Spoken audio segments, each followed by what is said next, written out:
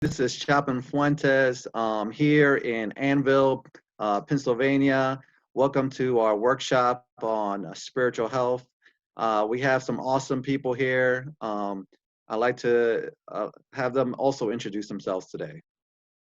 Hello, I'm Sergeant Cifuentes from Queens, New York. Hi, this is Chaplain Matina from Middlesex, New Jersey.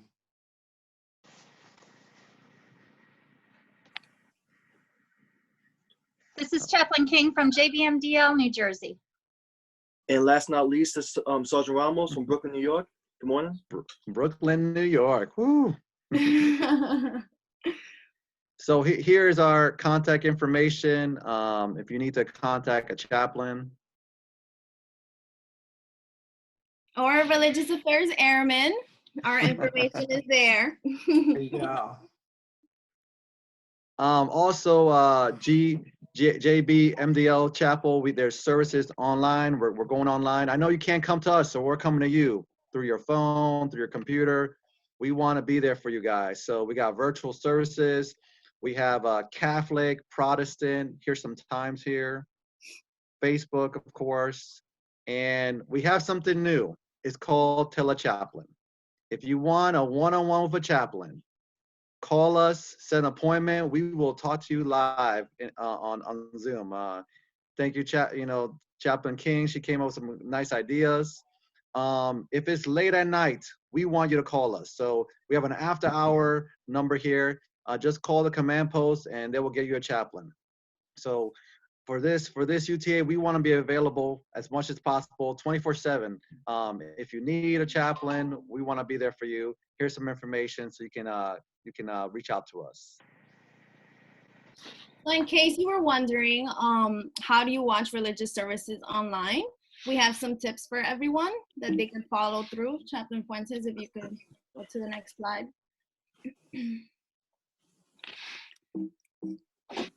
So basically, these are just some basic things.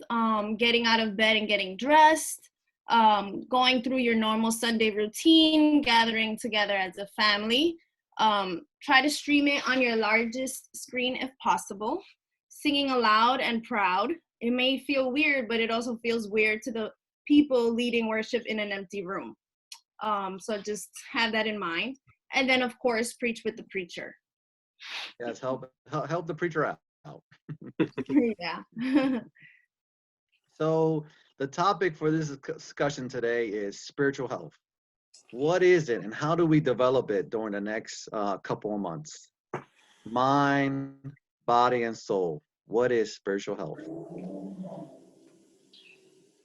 So it's basically all about connections, being connected to something greater than yourself and having a set of values, principles, morals, and beliefs that provide a sense of purpose and meaning to life. Then using those principles to guide your actions.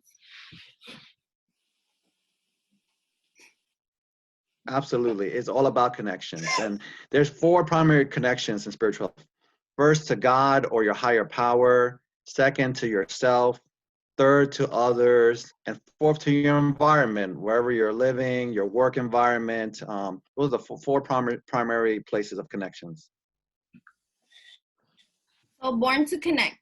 In humans, one of the most social species, social connection is essential to nearly every aspect of health and well-being. Lack of connection has been linked to inflammation, accelerated aging, and cardiovascular health risk, suicide, and all-cause mortality. So true, Sergeant Cifuentes. For a baby, think of it like this. For a baby, connection is not an option, it's survival. If a baby does not connect with their mother, they die. They just die. And so in life, from baby, we connect to our moms, our fathers, our siblings, our friends, our community. And then one day we form connections with a romantic partner and have our own family, and it starts over. So we are so social. We long for that connection, And I can tell you a quick story. I work in prison. I work in a federal prison. So we still we go to work every day. It hasn't stopped here. And right now we're giving the inmates just about, I think 55 minutes to get out of the rooms. And what do you think they do with that time? As I was doing rounds, they would there's only 10 at a time. Only 10 at a time can come out, and the rest they have to wait their turn. There's a rotation going on.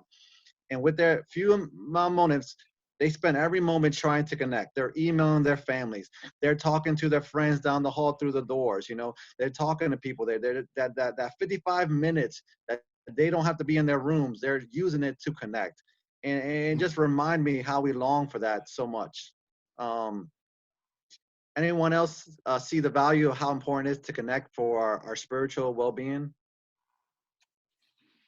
Yeah, absolutely. The fact that we're doing this by virtual means speaks to the truth that although we may not be physically in each other's presence as we physically distance ourselves, but that whole misnomer, we keep hearing about social distancing.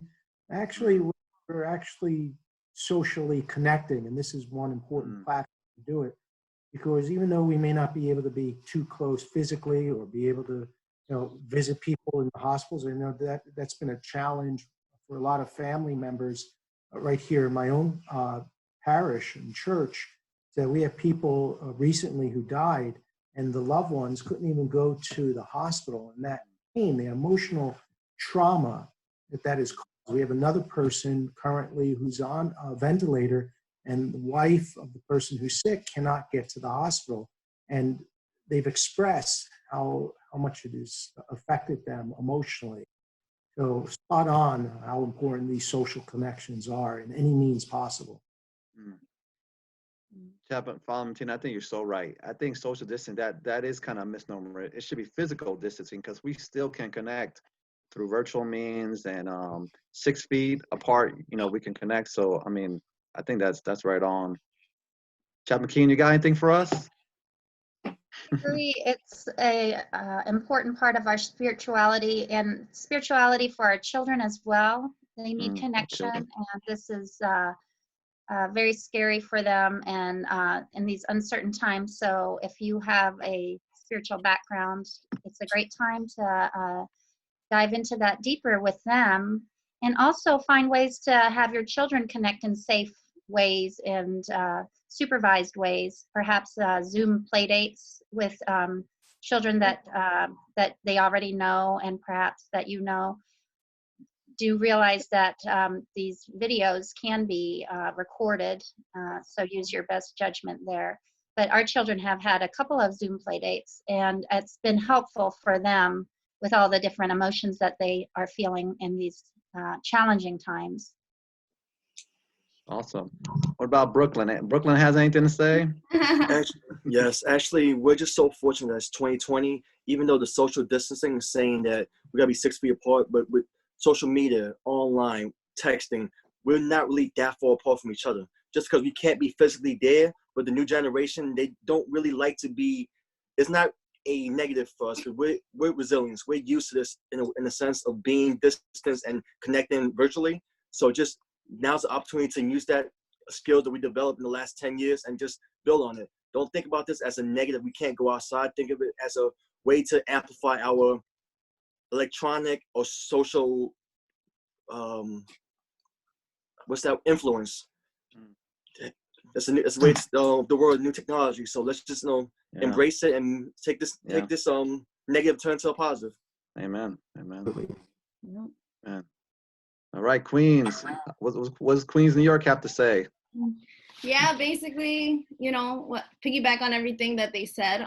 Just staying connected with family through, mobile devices. And if you really have to go outside, do the minimal that you have to really, you don't want to be too close to the people, social distancing and stuff, but really just staying connected with, loved ones at home using your devices. That's all I really have. Awesome. 5-4 team, we want to be connected to you. Text us, email us. We're here. I know we're not there physically, but in spirit and on Facebook and on Zoom, we are there. All right. So connections. Spirituality is a way of connecting with oneself, others, nature, and everything that is sacred. Amen. We want to connect today spiritually. And sometimes we got to go outside ourselves. Sometimes we got to reach up higher to something greater. And we want to share a little bit about reaching for something higher up. So, Chapter Fuentes will be going over David and the Five Smooth Stones. And this will cover courage, faith, action, calling, and inspiration. Amen, amen. We're going to look at the story of David and see if we can get some spiritual principles that worked for David then and can work for us now. It all went down in the valley of Elah. It was a time of war, and the Philistines' army were on one side, and the Israelites' army was on the other side.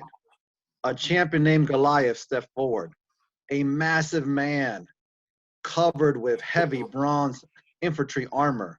And he shouted to the ranks of Israel, "Why do you all come out to fight me? Pick one man to fight me. If he kills me, we will serve you. If he kills me, you kill him, we will serve you."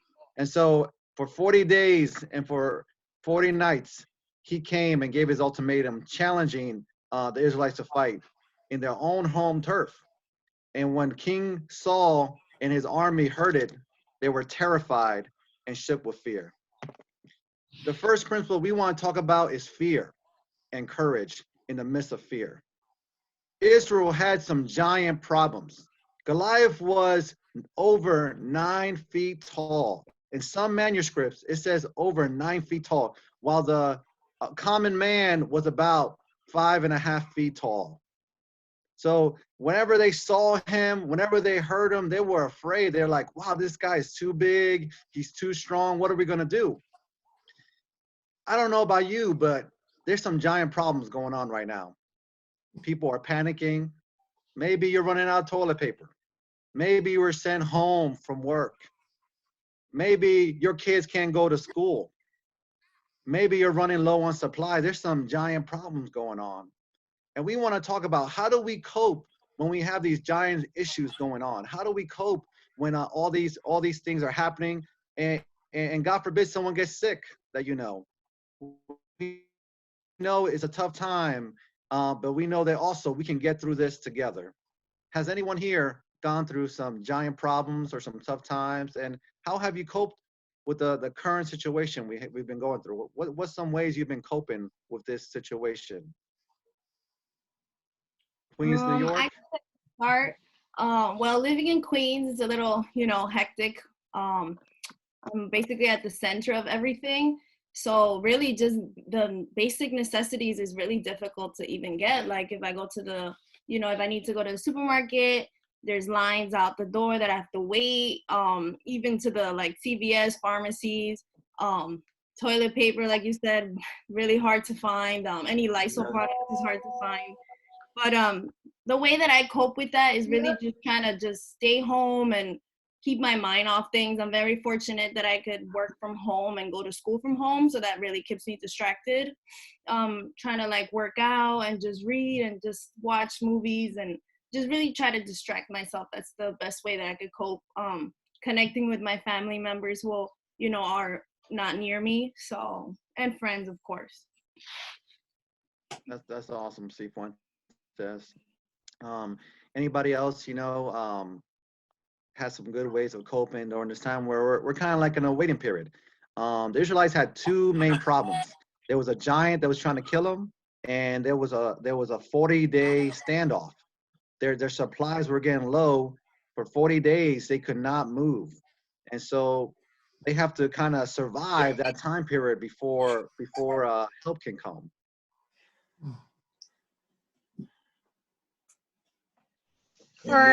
For our family, we've been doing daily devotions in the morning after the kids get ready before they begin school. And that's been a source of comfort for them. We have the end of day check-ins with them. What was your thumbs down? How about a thumbs up? And then that allows them to process things and us to talk about it and also incorporate our spirituality into their understanding of how they view the world. We also have tapped into tele-counseling for them through their school and other resources like Military One Source. So that's been helpful. And I tend to, when I do a devotion myself, I tend to share that with friends and people in my circle. And I love getting the feedback from them, and we build each other up. So that's been helpful. And I praise God for that. Yeah, that's awesome, Chapel King. And when I hear you talking, it's like there's structure to your day. Even though you're home, there's a type of structure. And I was reading that's important. Like when you're home, get up as if you were going to work. Start your coffee. You know, make a routine for the day, and that helps you be productive during this time where we're waiting. And we need structure too as humans. And so I want to encourage you: get up as if you were going to work. Have that coffee. And maybe you can learn how to play a new instrument. Maybe you've been wanting time to take out that guitar or that piano. This is a good time to do it. Maybe you're like, I wish I had time to take a new class or learn a new skill. You know, right now we have many people have a lot of time, and I want to encourage you: spend it with family, spend it productively. You know, get that family time that you didn't have before, and we have to make the best use of our time. I'll give you a brief example of coping when you step out of your comfort zone and forced by this particular crisis, this pandemic. For years, I resisted being on Facebook. A lot of my friends, particularly family members. So I finally bit the bullet and decided to go and signed up on Facebook, and been able to connect with family members who I've been in touch with for a long time. And also, you mentioned something important: trying as best you can to maintain that routine. And one of the things I'm lamenting is that I can't go to the fitness center. When you get into the age realm of, let's just say you're more experienced in life, or a certain age, you rely on going to the fitness center, and now you can't go to the gym. So I maintain my same routine, waking up early. And fortunately, I'm blessed. We have in our school building here for my parish a gymnasium. So I just walk around it. I mean, it's boring as all get out. At least I'm doing some form of exercise. So being creative, doing things, force you out of your comfort zone that maintain your physical health, tied in obviously with your mental, social, and of course spiritual. But maintaining a prayer life, a disciplined routine is obviously helpful in coping through this situation. That's awesome. That's awesome. Amen. And I'd like to add something. All this, keys about finding what things to do during the time is resiliency. Positive thinking is the key to resiliency. Like, yes, think positive. Like for me, my job, when we start to come to work, and unfortunately in my department, we're losing people every day from this due to this virus because we work in Queens, so it's bad right now. But it's how you deal with it. Like I've dealt with thinking in a positive manner. Like, you know what? God doesn't give me anything I can't handle, and this too shall pass. And to accept things we can't change, and just try to live with it. So right now is a hard time, but remember, in the last 20 years, we went through 9/11, the financial crisis, Ebola, H1N1, SARS. We've been through a lot of crisis and global disaster, and we overcome it. So this too shall pass. It's all about how you think and put things into reality and perspective. Just Amen. the way you think means a lot. Amen.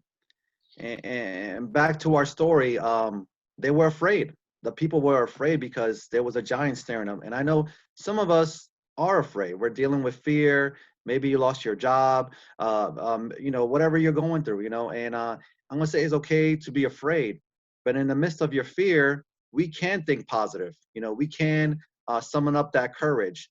And what I think is interesting about David is while other people were afraid, David was brave. When his dad sent him to go give supplies to his brothers in command. The supplies were getting low because of the 40-day standoff. And when David heard the war cry, and when David heard the giant's words, he's like, who is this guy that's speaking ill of my God, of my people, of my country? And his words were so sharp that the king heard his words. The king heard his words and say, who is this guy that is brave enough to fight this giant? When everybody else is afraid, David had that courage. And we need courage. We need courage to get up every morning and keep going every day. And I want to encourage you, be brave and be bold, be creative, and find that routine. We're so blessed in so many ways.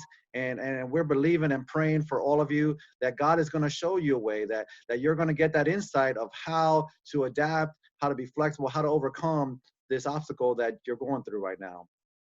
So in the story, David goes to the king, and when the king sees him, he says, "You can't fight this giant. You're too small. You're just a boy.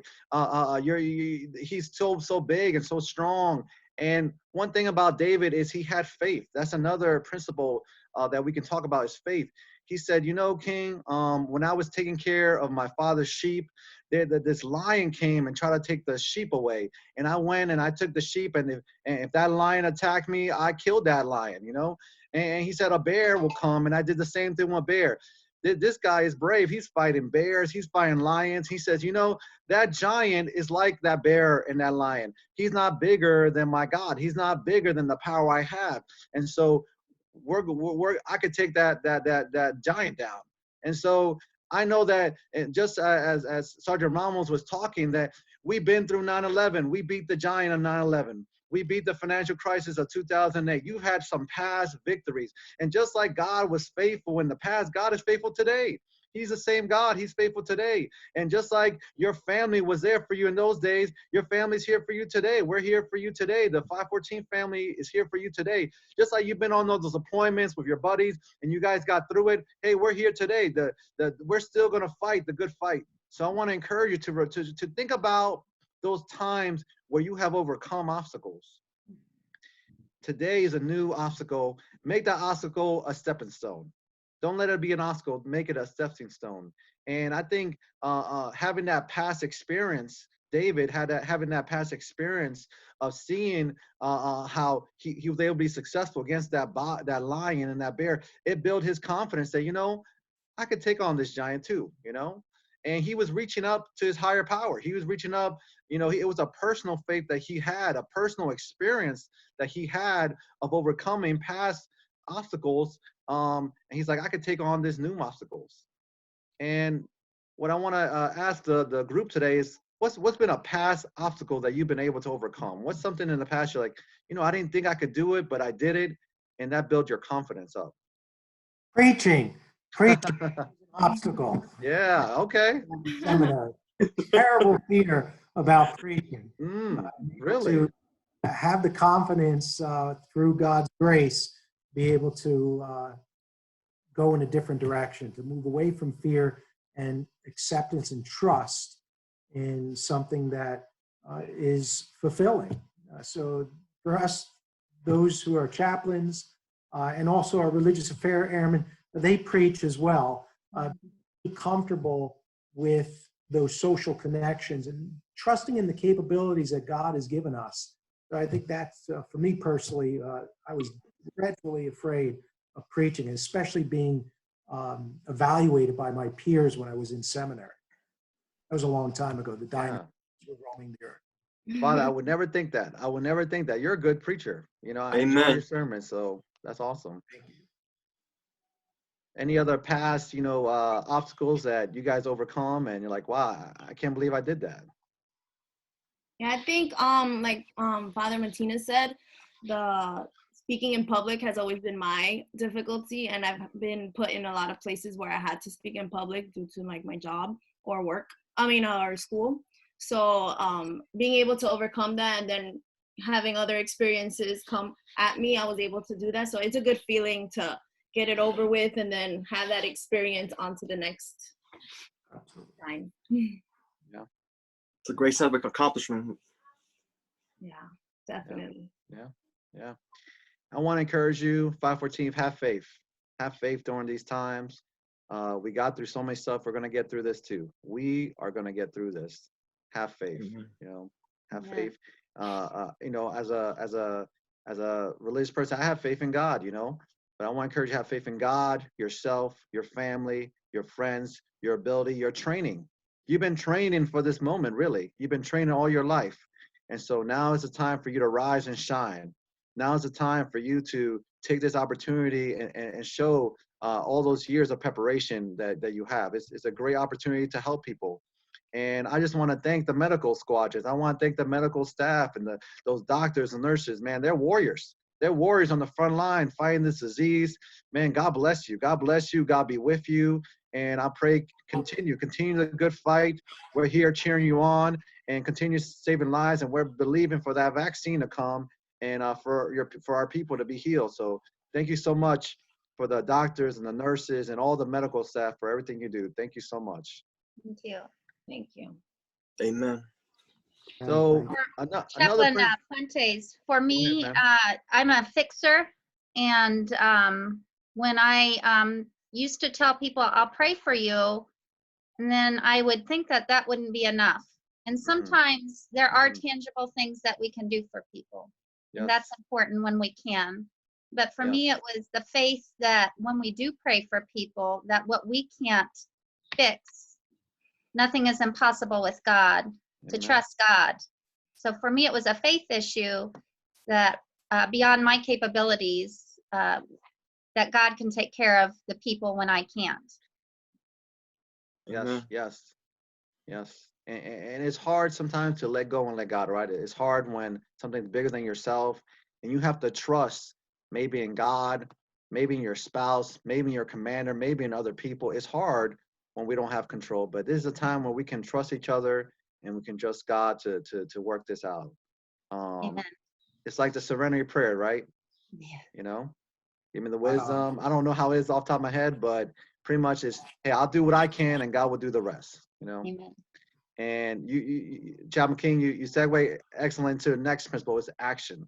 You know, what's the spiritual health component? It's action. It's not just about praying. With prayer is important, but David was a man of action. So when his father told him to go to your brothers, the scriptures say he got up early and went. You know, he didn't delay. He didn't procrastinate. He went immediately. You know, and when he was on the battlefield, he spoke quickly and he went to the king. Everything happened real fast. And he told the king, don't be afraid. I want to fight this guy, you know? And one thing about David that I think is amazing is his brother discouraged him, but that did not stop him, you know? Even the king discouraged him, but that did not stop him because he had a sense of calling inside himself. He knew that there was something special in him. He knew that God was going to use him, that he was going to make a difference. And it didn't matter if it was his brother. It didn't matter if it was the king. He was going to go out there and make a difference. And I want to thank everybody who's making a difference right now. And you have that sense of calling that even though it's dangerous, you're willing to risk that to make a difference, you know? And I think that sense of calling is so important to us when we're going through these tough, difficult times. Like, you know, where is your sense of calling? You know, what do you feel called to do, you know, with your life? Because as we know, sometimes life is short. And I pray that you live a life worth of a calling, worthy of your calling, and do something great.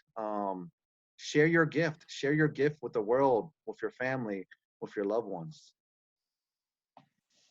Can Amen. anyone share about calling? I think calling is important at this time.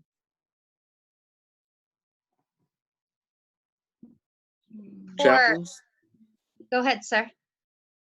Right. I would mention just the fact that we're here as members of the Air Force. That in and of itself was a calling within a calling for us who are chaplains. Yes. My call to serve in the military came when I was in my early 40s. I had already been in ministry for 15 years. It's able that capacity to be able to be not afraid to step out again of your comfort zone and be authentic and true to who you are, and to not be afraid to use your gifts and talents for a higher calling. And for any calling, none is better than another. Everyone has their gifts that come from above that need to be utilized. And what we, of course, do with them is to serve, service before self. So discerning, and this is where that spiritual health component comes in, discerning where is God leading me? What can I do? Use what the Lord has given me to serve others. You know, David, as Chaplain Fuentes has pointed out, wasn't afraid to step up and not only be a man of action, but to be authentic and faithful to what his God believed and needed him to do. And he stepped in and did what was right and just. And serving can continue even if you're teleworking from home and you are staying home and you have a spouse at home and there are children in the home. These are difficult times, challenging. Your space has been invaded. You have more responsibilities. Maybe it's time to look at what a new normal will look like for your family. How can you serve one another? How can you set aside your selfish desires and see how you can serve each other? Maybe pick up some chores you don't normally do, and maybe show some appreciation to each other. Enlist your children in new chores. They long for some responsibility. They feel a desire to be needed, and it gives them a sense of peace when they can contribute. And those that are out there that are serving on the front lines, if there are ways that we can serve you, don't hesitate to let the world know. We are all longing to serve and find creative ways how we can serve you. Both you, Chaplain Fuentes, and Master Sergeant Ramos, you guys are out there, and we would love to support you as a chapel family. And also, you know, there are others that need support as well. So besides our thanks, what are the tangible things we can do these days to support you? Just pray for us, man, because where I work at right now, everybody's getting sick. So sooner or later, everybody's gonna get it. We have to be with the criminals. So there's nothing we can do as far as minimizing it. It's not if, it's when. So just pray for us. We are praying for you. We are. And I think it's interesting in the story. The king, he tries to give David his armor. He tries to meet heavy artillery with heavy artillery. He tries to meet force with force. And David tries the armor on. He's like, this doesn't work. This is not fitting. I'm gonna do it. I'm gonna do it my way. I'm a shepherd. I'm gonna do it my way. So he goes and he grabs his staff. He grabs his staff. I'm gonna grab a staff here. Let's see. I got a little pen. Here's my staff. He grabs his staff. He gets a couple 5 smooth stones and his sling, and he goes off to battle. And I love what David does because he thinks outside the box. He says, this guy's too big really to take head on. I have to think differently. I have to approach this a little differently. This is a giant. This is not a regular person. So he's flexible enough to think a little bit differently, and he's able to see the situation differently. Just kind of like how we're right now. You might have to just think about it a little differently. How can I serve my family a little differently? How can I serve my job a little differently and my loved ones? And just step outside the box. It's like, you know, maybe you could send a letter. You could write a letter, or some of the different ideas. The chats, and I read a really nice article. It talked about neighborhood hangout. You know, everybody in the neighborhood could draw something on the boardwalk and keep that 6 feet, but you could walk through the neighborhood and enjoy that, not breaking the barrier, but also still sharing and building that community. And I encourage you that, hey, innovation happens when we're stuck in a box. We have to think outside that box, like, how can we do this? And I'm thankful for our leaders. I know some friends that their drills were canceled. I have a friend who's an Army chaplain. His drill was canceled, but our commander says, no, we're going to keep going. We're going to do something. You know, so thank you, Colonel Pemberton, for and Chief Capaldi for thinking out of the box, and we're going to keep going and keep serving our great people and our great nation. Yeah, spot on, absolutely. And just think of how the March UTA and the preparation, which was very limited time to prepare, compared to what we now have. You see the flexibility, you see the resiliency by our leadership come up with creative ways and means for us to continue to drill. And you see the difference on what we're planning and utilizing already with this current UTA. I think all things are possible. I think we can see the impossible happen right now. We want to do new things, you know, and when you're in these situations, that's when I think the outside the box comes out. You know, when you're under pressure, let's say you're heating up water, you know, I don't remember exactly, but hot water lasts for a while. But you need that 1 degree to go to boiling water, you know. And we're right there. We're starting to boil. And I think after this, we're going to be stronger. We're going to be stronger. This is a interesting time that we're living in. And back in the story, David goes to meet the giant head on, and when the giant sees him, he laughs. He's like, "Who is this boy? You send him with a stick, and he's Goliath has armor. He's all this heavy armor on, you know. And but what he doesn't understand that armor is making him slow. David has no armor. He's fast. He's light, and so he has mobility that the giant doesn't have. Yes, the giant has the size. He's got the power, but he's lost the mobility. And he doesn't know that that's going to be his downfall, you know. And when they're shouting back and they're talking some smack, and David says, "No, I'm not afraid of you because I believe in something bigger than you. Yes, you're bigger than me, but I believe in something bigger than you, and that's going to give me the strength to beat you." You know, and David believed in Yahweh, the Israel God. You know, and sometimes maybe our problem is bigger than us as an individual, but together we're strong. It's just like those fingers. You try to poke someone in the finger, your finger can hurt, but if you put it together, right? If you put 5 fingers together, now you have a powerful force. Now together we're stronger. Together we're stronger. Together we can do anything.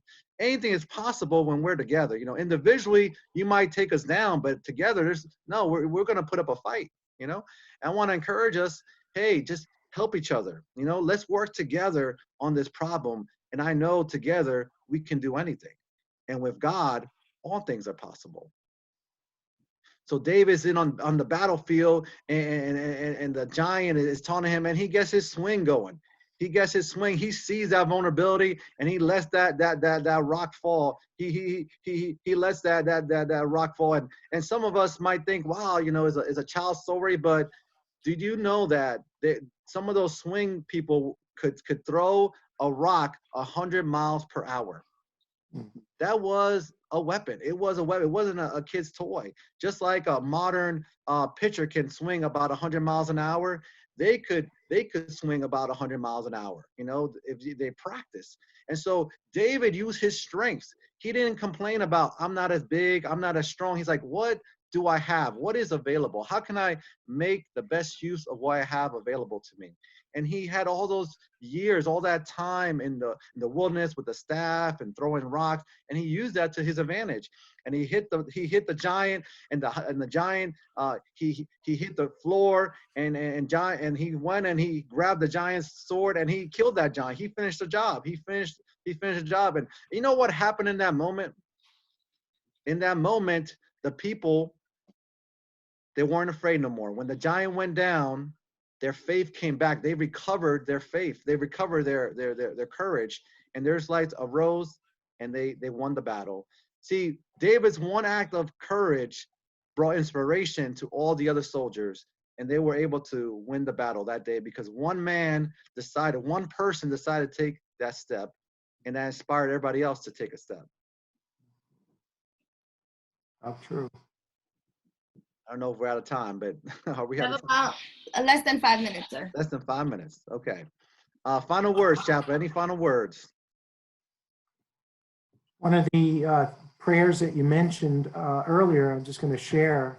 You mentioned a very important prayer called the Serenity Prayer, and I'll just offer this. It's so short. It says the following: God, grant me the serenity to accept the things I cannot change, courage to change the things I can, and the wisdom to know the difference. That's absolutely spot on, Chaplain Fuentes. It ties in what you mentioned, this prayer to the great message that you and Sergeant Fuentes has brought to us regarding David. And to be serene and yet still be bold and strong, to have that courage that inspires others is what we're all about. So spot on message. And I hope it resonates to all of you, to the wing, as we are in this together. Oh, sir. Amen. Amen. So, Freedom Wing, we just want you to know that you are not alone. You're not alone. We're here for you. We have our prayers. We send our love. We want to encourage you. If you need to talk to us, we have some more resources. Here's some spiritual resiliency tips. We also are offering prayer, teleprayer. There's also a meeting on Wednesday nights. We have different resources, and anything that you guys, if you guys have a great idea, we would love to hear it and try to do it. But we want you to know you're not alone. We're here together, and together we can do this. We can have courage. We can have faith. We can take action. We can have a sense of calling and servitude, and we can inspire and beat these giants. God bless you. God bless. God bless. God bless. God bless. Um,